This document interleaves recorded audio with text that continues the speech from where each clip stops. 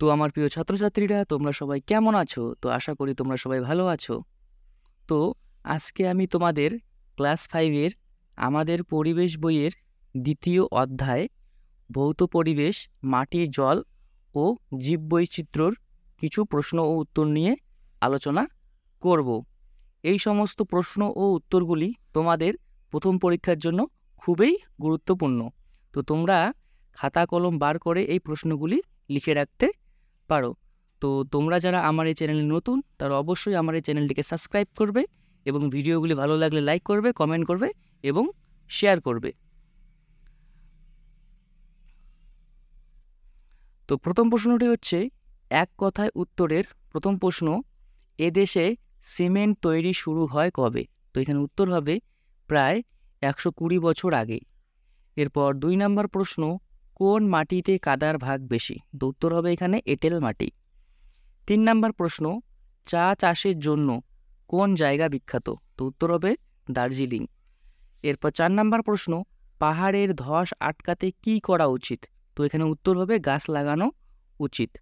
এরপর 5 নম্বর প্রশ্ন হচ্ছে, জলে কোন পদার্থ দিলে জলের নোংরা পরিষ্কার হয়? তো এখানে উত্তর হবে পটাশিয়াম পারম্যাঙ্গানেট। এরপর 6 নম্বর প্রশ্ন হচ্ছে, কলকাতার ভূমির ঢাল কোন দিকে? তো উত্তর হবে এখানে পূর্ব দিকে। এরপর 7 নম্বর প্রশ্ন, কোন প্রাণী মানুষ সর্বপ্রথম পোষ মানায়? তো এখানে উত্তর হবে কুকুর। এরপর 8 নম্বর প্রশ্ন হচ্ছে, কোন বন্য প্রাণীর দেহে লোমের পরিবর্তে আঁশে ঢাকা থাকে? তো এখানে উত্তর হবে সাপ। এরপর 9 নম্বর প্রশ্ন হচ্ছে, কোন জলজ প্রাণীর মেরুদণ্ড নেই? তো উত্তর হবে এখানে চিংড়ি। এরপর 10 নম্বর প্রশ্ন হচ্ছে, একটি শিকারী মাছের নাম কি? তো এখানে উত্তর হবে শোল মাছ। এরপর 11 নম্বর প্রশ্ন হচ্ছে, কোন প্রাণী নিজের খোলস ত্যাগ করে? তো উত্তর হবে কি এখানে সাপ। এরপর 12 নম্বর প্রশ্ন হচ্ছে, একটি ওষুধি গাছের নাম কি? তো উত্তর হবে এখানে কি সর্পগন্ধা। এরপর 13 নম্বর প্রশ্ন হচ্ছে, একটি জৈব পদার্থ কি? তো উত্তর হবে কি এখানে গোবর। এরপর 14 নম্বর প্রশ্ন হচ্ছে, গাছ কোন উপাদানে সার থেকে গ্রহণ করে? তো উত্তর হবে নাইট্রোজেন। তো এরপর 15 নম্বর প্রশ্ন হচ্ছে, বাতাসে কোন রাসায়নিক বিক্রিয়া করে জলের নোংরাগুলিকে ভেঙে দেয়? তো উত্তর হবে অক্সিজেন। তো আমার প্রিয় ছাত্রছাত্রীরা, এরপর আমি এই অধ্যায়ের কিছু শূন্যস্থান পূরণের প্রশ্ন উত্তরগুলি আলোচনা করতেছি। তো 1 নম্বর প্রশ্ন হচ্ছে, ড্যাশ মাটিতে বালি ও কাদার ভাগ প্রায় সমান সমান? তো উত্তর হবে এখানে দোআঁশ। তো এরপর 2 নম্বর প্রশ্ন, একটি জৈব সার? তো হবে কম্পোস্ট। এরপর 3 নম্বর প্রশ্ন হচ্ছে, সিমেন্ট আবিষ্কার হয়েছে আজ থেকে প্রায় ড্যাশ বছর আগে? তো উত্তর হবে 200 বছর আগে। এরপর 4 নম্বর প্রশ্ন হচ্ছে, পাহাড়ে ধস নামার একটি কারণ হলো? তো উত্তর হবে ভূমিকম্প। এরপর 5 নম্বর প্রশ্ন হচ্ছে, পাহাড়ি অঞ্চলের ছোট ছোট ঝর্ণাগুলিকে ড্যাশ বলে? তো উত্তর হবে ঝোড়া বলে। এরপর 6 নম্বর প্রশ্ন হচ্ছে, আমাদের রাজ্যের ড্যাশ ঝিলে পাখিরা আসে? তো উত্তর হবে এখানে সাঁতরাগাছি।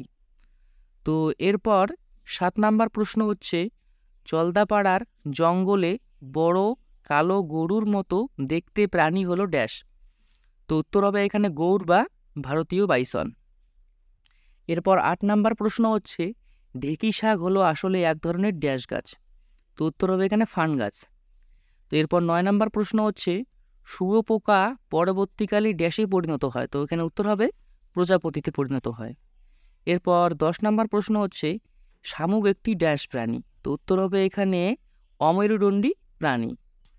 তো এরপর 11 নম্বর প্রশ্ন হচ্ছে, কুমড়ো, মটর প্রভৃতি লতানো গাছের সুতোর মতো অংশকে ড্যাশ বলে? তো উত্তর হবে এখানে আকর্ষ বলে।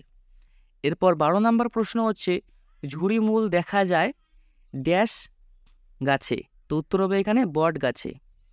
এরপর 13 নম্বর প্রশ্ন হচ্ছে, ড্যাশের লেজ কেটে গেলে আবার গজায়? তো উত্তর হবে টিকটিকি।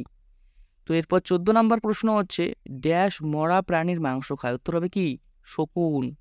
তো এরপর 15 নম্বর প্রশ্ন হচ্ছে, আমরা পরিবেশের যে নানা রকম উদ্ভিদ ও প্রাণী দেখি সেগুলিকে বলে ড্যাশ। তো উত্তর হবে জীব বৈচিত্র্য। তো আমার প্রিয় ছাত্রছাত্রীরা, এই ছিল আজকের কিছু গুরুত্বপূর্ণ প্রশ্ন ও উত্তর। তো এই সমস্ত প্রশ্ন উত্তরগুলি তোমরা যদি প্রত্যেকটি পড়ো, তো প্রথম পরীক্ষায় তোমরা খুব ভালো একটি রেজাল্ট করবে।